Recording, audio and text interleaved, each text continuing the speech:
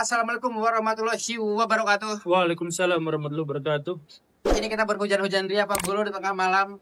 Pak Guru, ada berita yang lagi ramai seminggu ke belakang. Bapak yang berdemo tahun 98, Pak Fadlizon, ingin merubah sejarah yang mengatakan bahwa penjajahan Belanda tidak benar 350 tahun dan ingin dirubah. Kalau di antara para sejarawan memang tidak ada satupun yang mengatakan dan setuju bahwa Indonesia itu dijajah Belanda 350 tahun. Jadi itu hanya pidato Bung Karno. Jadi pidato Bung Karno itu pada waktu itu untuk menegaskan bahwa bangsa kita itu eksis selama ratusan tahun yang lalu gitu. Dan narasinya berarti dijajah sama Belanda. Makanya masih diceritakan bahwa kita tuh diadu domba, divide et impera gitu. Padahal ya nggak ada Belanda juga kita saling serang sebenarnya satu sama lain. Jadi dalam konteks sejarah memang tidak ada pengakuan bahwa kita tuh dijajah Belanda 350 tahun.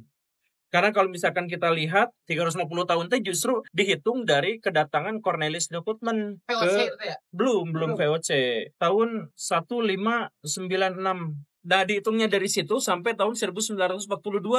Nah, itu tadi dibulatkan jadi 350 tahun. 3,5 abad, jadi 350 tahun. Sebenarnya pas de Houtman datang ke Indonesia malah dibully dia kan. Karena apa? Dibully dan dipermalukan di Indonesia dia tuh. Jadi datang ke Indonesia pertamanya ke Banten. Dia bawa 3 kapal, pulang hanya 1 kapal sambil nangis-nangis. Karena semua muatannya justru malah dirampas sama Raja Banten. Karena dia kurang ajar. Oh, berarti tahun itu Indonesia masih bentuk kekerajaan gitu ya? Iya, kerajaan. Nah, dia 5 tahun kemudian balik lagi ke Indonesia, ke Nusantara gitunya. Tapi nggak berani ke Banten, udah takut. Akhirnya kemana dia? Ke Aceh. Nah, di Aceh lebih buruk lagi, dibunuh dia di sana. Dibunuhnya juga dalam duel 1 lawan 1 ngelawan perempuan yang badannya kecil. Karena ternyata si perempuan itu adalah Laksamana, jenderal lautannya orang Aceh itu ternyata perempuan, diajak tarung sama dianya. Iya. Oh, kalau di Avatar Ing mah etnikai itu tuh 1 lawan 1 juga. Iya, akhirnya ya disembelih. Tapi itu dasarnya dari apa Pak Fadlizon merubah? Kalau misalkan Pak Guru mengatakan 310 tahun itu karena pidatonya Bung Karno. Yang Pak Guru tahunya berarti faktanya berapa tahun Indonesia dijajah Belanda teh? 1908 sampai 1949. 49? Berapa tahun tak? 31 ya? 31 tahun. 41. Ya, itu sekitar segitulah. Nah, itu ada penjelasannya di video saya yang ini. Tapi intinya mah adalah gini, dari Cornelis de Houtman dia tidak menjajah. Kemudian nanti tahun 1602 bikin VOC, tapi VOC-nya juga belum menjajah.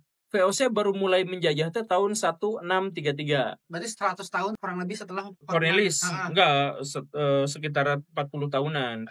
Dia juga dapat wilayahnya baru kecil gitulah di Banten gitu ya. Nah, dia setelah membesar, kemudian jadi perusahaan terbesar di dunia sepanjang sejarah, tapi bangkrut. Bangkrutnya tanggal, jam, harinya lucu. Jam 11.59 malam, 31 Desember 1799. Waduh, kasihan banget itu menuju abad 18. Jadi pergantian milenium, pergantian jam, pergantian menit. Nah, itu bubar di situ. Nah, besoknya langsung ditangani Belanda, tapi Belanda juga pada waktu itu di smackdown sama Prancis. Jadi tahun 06 dikuasai sama Prancis, diserang sama Napoleon. Jadi Indonesia tidak dijajah Belanda pada waktu itu, tapi dijajah sama Belanda yang sedang dijajah sama Prancis. Terus 3 tahun kemudian Indonesia dijajah sama Inggris. Nah, baru tahun 1817 dikuasai lagi sama Belanda, tapi yang dikuasai sama Belanda cuma 3, Makassar, kemudian Maluku, Jawa. Yang intinya mah itu yang Jawa itu keseluruhan Jawa. Keseluruhan Jawa belum, karena keseluruhan Jawa baru berhasil 1830. Nah, jadi nyicil, ambil, perang. Nah, itu baru selesai menaklukkan semua wilayah yang disebut Hindia Belanda itu tahun 1908. Mulai penjajahan tuh di situ. Sebelumnya mah dia berusaha menjajah.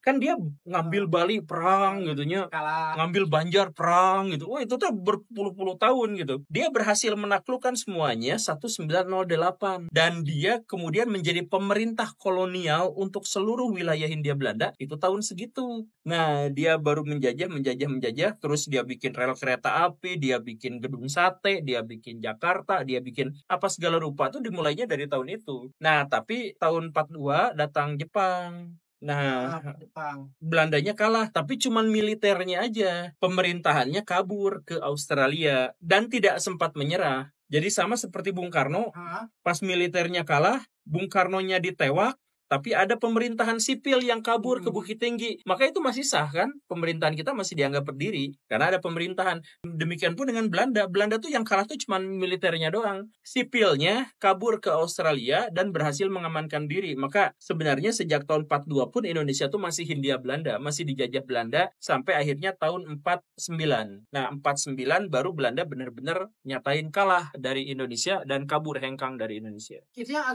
agresi militer bukan? Ya.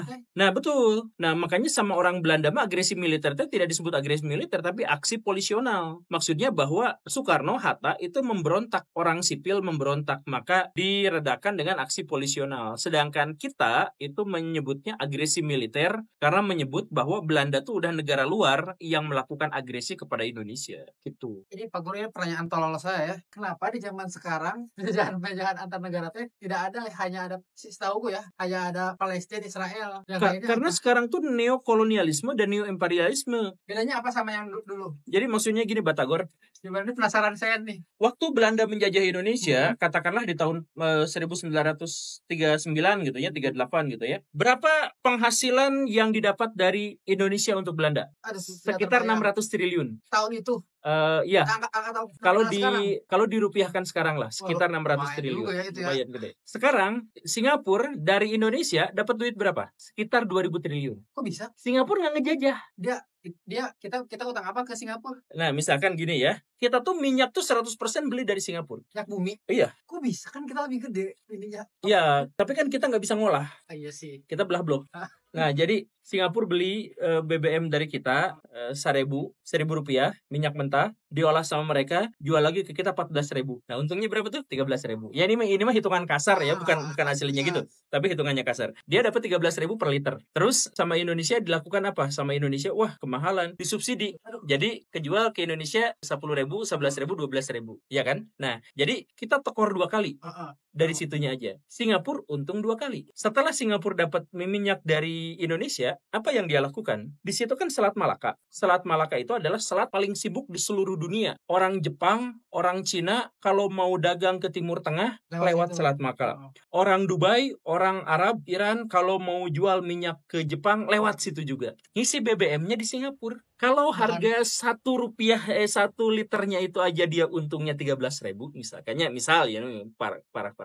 Misal. Nah, hari 1 kapal dia butuh berapa ratus ribu liter. Nggak mungkin ngisi seliter gocengan. Ya nggak mungkin. Itu ratusan ribu liter. Nah, coba hitung itu dari situ saja. Itu yang pertama. Terus yang kedua, orang Indonesia kalau mau jual, misalkan jual kaos gitu ke Amerika Serikat, Pak 20.000-an. Orang Amerika nggak akan beli. Apa karena jelek Indonesia? Ya, karena kita mah tidak dipercaya.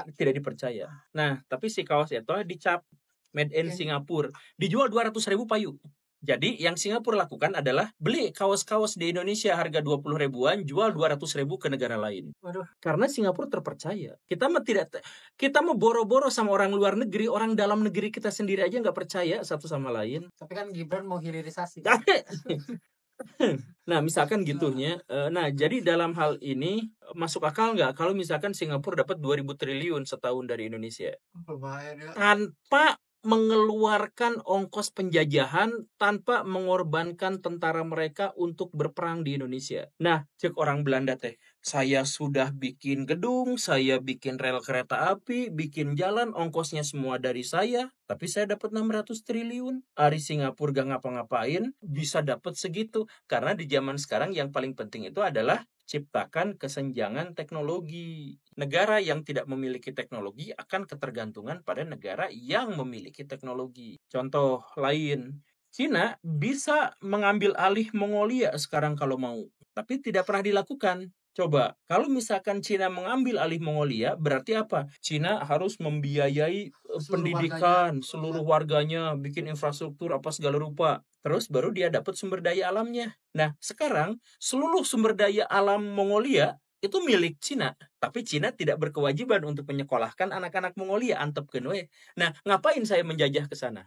Maka penjajahan sejak tahun 45 itu sudah tidak dibutuhkan lagi. Karena orang-orang Eropa dan negara-negara penjajah yang lainnya sudah mikir secara ekonomik, yang ngapain gitu. Mendingan lu saya dapat duit tanpa mengeluarkan pengorbanan. Ya ini mah sangat ilustratif ya, sangat data-datanya itu sangat ilustratif. Ini hanya untuk memudahkan saja gitu. Tapi kenapa ya ngomongin sejarah tuh enakan ngobrol, tapi kalau ujian kayak Puyang, diriku paling gak suka deh sekolah bahasan sejarah. Enggak, karena guru sejarahnya nggak benar dan kurikulum sejarahnya nggak benar. Sejarah itu harus dipahami sebagai cara kita untuk menciptakan kesadaran, bukan untuk mengingat fakta-fakta. Jadi sebenarnya guru itu tidak boleh mengeluarkan soal yang isinya kurang lebih seperti ini. Amandemen undang-undang yang keberapakah yang berisi tentang, nah itu teh haram. Tapi kita masih pakai. Pada tahun berapakah VOC didirikan? Nah itu haram. Aduh, pusing banget itu. Itu haram dipakai. Tapi kita masih gunakan itu ya, karena guru-guru kita juga tidak tahu bahwa itu adalah haram gitu. Soalnya kayak ngobrolin gini kayak ngomongin sejarah enak juga, tapi kenapa dulu ujian kayak aduh ini apa sih, siapa yang meninggal tahun berapa? Sekolahnya di mana ya? Yang naik kereta itu bukan? Iya, gitulah kurang lebihnya. Ini bahasan lengkap tentang penjajahan dan pendudukan nanti dibahas di nanti di kanal yang ini ya. Ini Pak Guru ada pertanyaan, saya lupa dari kemarin-kemarin nih, dia ngasih sawaria 10.000 Pak Guru. Wah, alhamdulillah, makasih banyak. Dari Reno, pertanyaannya, Pak Guru, lebih penting ilmu atau attitude? Menurut saya harus beriringan. Mohon dibahas menurut Pak Guru di penting mana? Bukan harus beriringan, tapi dia itu adalah satu kesatuan. Attitude itu adalah sikap kita terhadap orang lain. Etika, attitude. Bagaimana cara agar attitude kita, etika kita baik dengan orang lain? Ya harus ada ilmunya. Mungkin ke orang baik tapi tidak berilmu, gitu ya? Bisa aja. Orang baiknya tapi. Iya, gini nih. Orang baik itu pasti berilmu, makanya dia baik. Sok misalkan gini, saya teh baik dalam hal ngasih uang banyak misalkan ke orang lain. Itu didasarkan pada ilmu pengetahuan bukan? Ya iyalah. Didasarkan pada pengetahuan dia dan kesadaran dia, misalkan tentang bahwa tidak punya uang teh menderita. Karena itu saya harus kasih orang lain agar dia tidak menderita. Dari mana motivasi saya memberikan dia duit adalah pengetahuan saya tentang penderitaan itu menyakitkan. Misalkan begitu. Itu juga kan sebenarnya pengetahuan. Atau misalkan saya berbuat baik, caranya bagaimana? Ada teroris mau ngebom ku saya, digebugan dan menggagalkan itu. Kenapa saya terdorong untuk seperti itu? Karena kesadaran saya bahwa kalau misalkan dia ngebom orang, akan banyak anak-anak yang nangis karena bapaknya meninggal. Ada banyak bapak-bapak yang menangis karena istrinya meninggal, dan itu adalah penderitaan. Nah, karena pengetahuan saya terhadap penderitaan-penderitaan itu, maka saya akhirnya menggagalkan terorisme itu. Jadi sebenarnya itu didasarkan pada ilmu dan pengetahuan secara keseluruhan. Cuman tadi barusan ada pembedanya, ini yang lebih ini yang lebih itu, atau misalkan beriringan dan sebagainya, itu merujuk pada ilmu-ilmu formal terkait dengan sekolah, gelar, keahlian gitu kan. Nah, kalau misalkan begitu ya kadang-kadang tidak beriringan, kadang-kadang ya. Dan kadang-kadang kita juga harus memilah gitu. Ada satu diskusi yang sangat terkenal, mungkin Baraya juga sudah tahu, antara Alexander Agung dengan Diogenes. Nah, Alexander Agung itu ketemu sama Diogenes. Pas ketemu, dia tuh lagi duduk gitunya, kermoyan, lagi naunya. Berjemur. Pagi hari. Si Alexander teh, kamu Diogenes? Iya, saya Diogenes. Langsung, kamu teh kenapa gini?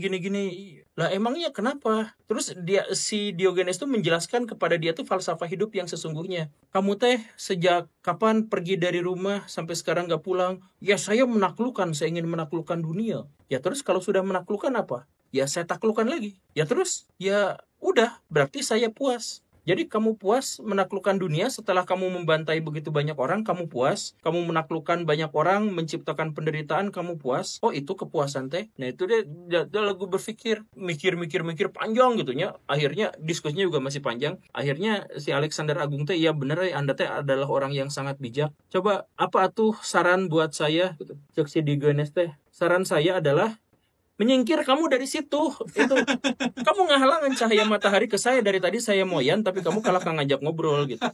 Hanya itu saja permohonannya gitu. Nah, jadi si Diogenes itu tidak banyak tahu dalam ilmu formal, tapi dia berkesadaran terhadap ilmu-ilmu yang bahkan kan kalau Alexander Agung mah ilmu formalnya tuh tinggi, dan dia sekolah sama bapaknya, diajarin gelut, strategi militer gimana, cara ini diajarin formal, tapi dia tidak mendapatkan ilmu-ilmu yang seperti yang dimiliki oleh Diogenes gitu kurang lebihnya. Terima kasih Pak Guru untuk hari ini. Sampai jumpa besok. Assalamualaikum warahmatullahi wabarakatuh. Waalaikumsalam warahmatullahi wabarakatuh.